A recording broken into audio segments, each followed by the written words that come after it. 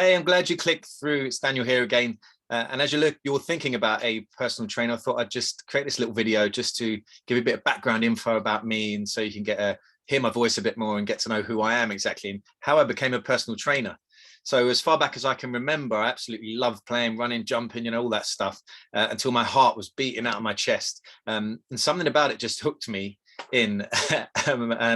But I've encountered some major blocks along the way, along my personal training pathway, and hit a few brick walls basically. The first was when I was 13 years old, and I used to play a lot of football. I love football. It was my dream.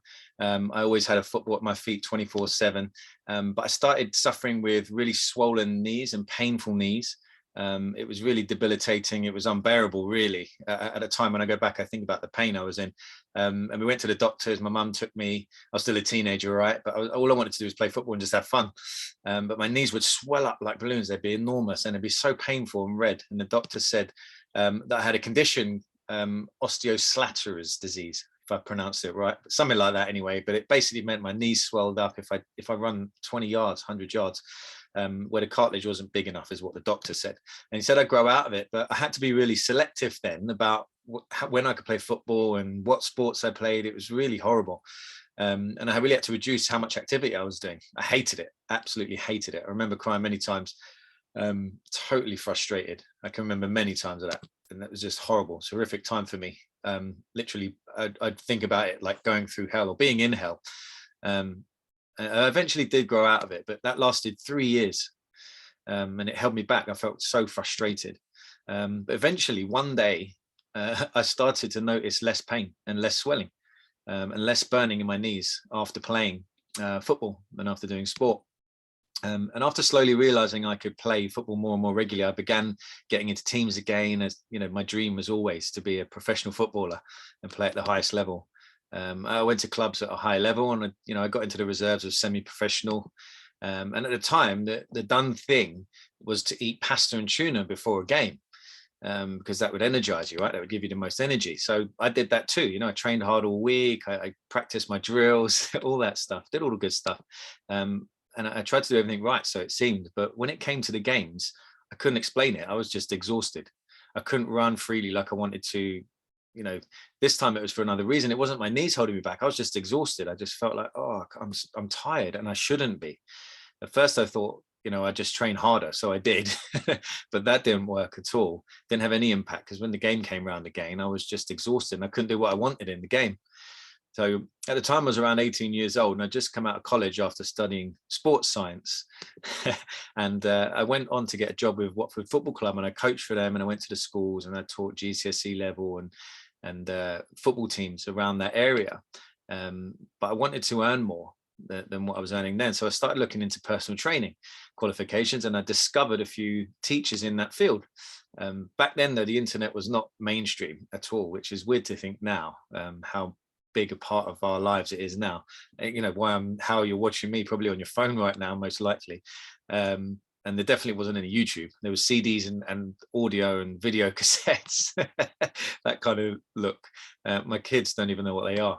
So anyway, I fell in love with being able to learn about how to get stronger and faster, and basically feel even healthier. So I studied hard because I loved it, and I met some amazing teachers along the way. Charles Poliquin is one of the best strength coaches, the most decorated. He's trained the most gold medalists. Fantastic, amazing, genius guy. Learned a lot from him. And in my studies, I discovered that there was something called food intolerances, which basically meant that if a person ate certain food, it could result in a drop in energy levels and performance. It could even cause joint pain and inflammation. It was like, ping, like a light bulb going off for me, right? So my mind was blown at that point. I had to know if there was a problem, if this was the problem that I'd been inflicted with most of my life. Bear in mind, this is all the way back 1998. So the technology and even general knowledge of such a thing back then was just kind of underground. It was, the mainstream doctors poo-pooed it, and some still do. Right. And anyhow, so I went for some blood tests, recommended, lab was recommended by one of my teachers. So I knew I could trust them, but it wasn't cheap. But, I thought it was worth the risk, most definitely. What's a little money, or a lot of money, even when you're in pain, when you're suffering, right? So when the results came back, it confirmed my fears basically. So I had an allergy, or I had allergies to wheat, barley and rye. But at least that confirmed it. And it was an allergy, so it wasn't even intolerance. Allergy is even worse than an intolerance. So that explained a lot to me. Yeah, and it was a weird moment because I felt so relieved that I'd finally discovered what had been holding me back all these years, and kind of released. But at the same time, I felt so sad that I'd been literally poisoning myself from my food choices. But I couldn't really blame anyone. And, you know, myself and my mum, who was feeding me from when I was a child all the way through that, you know, my knees and 16 and 18, still providing food for me. We had no clue. We just didn't know about that type of thing back then. So I immediately started looking at everything I ate, especially pre-made and packaged foods, right? And it shocked me. It still shocks me now to find how much wheat is in the products. In products you wouldn't think have wheat in it. If you've ever done that before, if you want to have a quick look at certain things, you'll be surprised. So anyway, I can honestly say my energy levels and fitness levels, even the entire shape of my body, changed dramatically. And from 18 to 21, I created a body for myself that made jaws drop. You know, I'm not bragging. You know, here's a picture, and that's what I created, what I was able to create once some blockages had been removed and I could train the way I wanted. So, you know, literally, you saw just there, I had an 8-pack. It wasn't a 6-pack. It was actually an 8-pack. And the food allergy discovery was a big one for me. You know, that was a massive block. What to eat can really affect your performance, your energy levels, and what your body looks like. So I know it was a discovery that changed my life. And maybe you know, food intolerances, allergies can go to joints, so maybe that was the issue with my knees as well, or maybe it was combined. The third serious block I encountered with my health and fitness was around the age of 20 years old. I was in great shape and playing football as much as I could and at a decent level, until one day, whilst returning from a minor knock, I played a Sunday league game for a friend's team who I play for from time to time. And long story short, within that game, I broke my arm. There were cement posts by the side of the pitch, just off the pitch, which is ridiculous when you think about it. But I came flying off the pitch as I got tackled, and I smacked my arm off one of them. And luckily it wasn't my head, because there was a metal pole there as well, and I managed to dodge that. But unfortunately, it broke my arm. It broke the upper arm, and the bone in the upper arm is called the humerus, which I always joke. It's not funny at all. It's not humorous at all, but there you go. But that incident put me in a full arm plaster cast from my shoulder all the way down to my knuckles. I obviously couldn't train. My fitness suffered. I had to then figure out how to rehab my arm and my shoulder as well, because the weight of the cast on my shoulder for 6 weeks kind of pulled the arm down, and I had like a gap there, and I was worried about my shoulder dislocating. In that period of time, I studied about muscles and how to rehab my arm. The internet was just beginning, so you know, I was able to get some information off there, could jump on, and you know, I couldn't literally jump on like we can now and skip straight to, you know, doctor level in 5 minutes with a YouTube video or something like that. Couldn't do that back then. It's more about an appointment. You know, I see the physio and I got to wait a week, and am I doing the right things and all that stuff.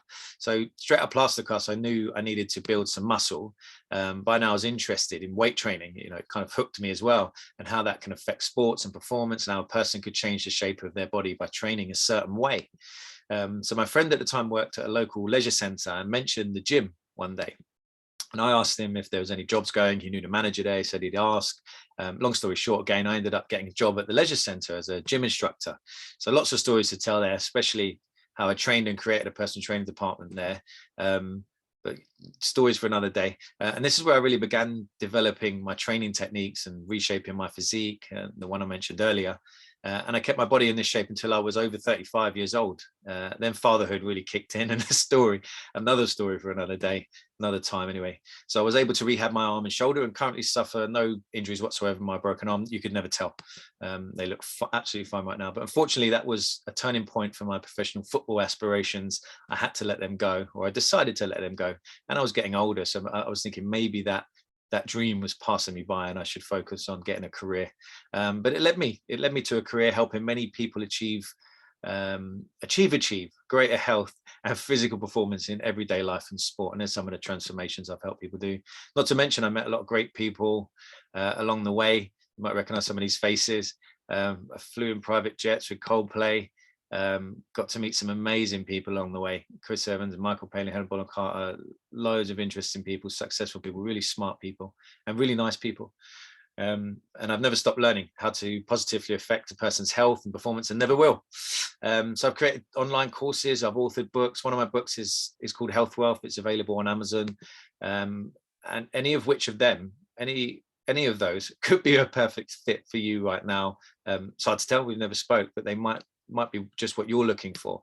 I've helped hundreds of people improve their health and fitness levels and get out of pain into a position of strength. Because I haven't mentioned my backstory. I injured my back, and I helped many people rehab their backs, and prevented surgery from conditioning exercises and so on. Another story for another day. And that's why I might be a good fit as your personal trainer. But my time is limited, just as yours is. I only have 24 hours in a day, the same as you. And from time to time, I can get fully booked. So the best thing to do is start a conversation now by filling in your details on the form above somewhere on the page. That way, if there is a wait time, you position yourself in line and we get to discuss your personal needs sooner. Sometimes I can provide advice actually on those calls just from our conversation that really helps people, and they don't actually need to train with me. You know, I shouldn't really be saying that, but if I can help you, I'll give you the information and you're free to steal that information basically. And if you don't need the personal training, I'll let you know that. And if there's someone else who's better suited to what you specifically need, I've met a lot of great professionals along the way that I can recommend you to as well. And if I can help you, I'll make it clear how I can help you. Sometimes something more is needed. Phone call is not enough, and we need to do a bit of work together. Each person's unique, right? No one can tell. So let's have a quick chat and see how I can help you. Click the button somewhere on the page and get in contact with me. Thanks for taking the time with me today, and I look forward to meeting you.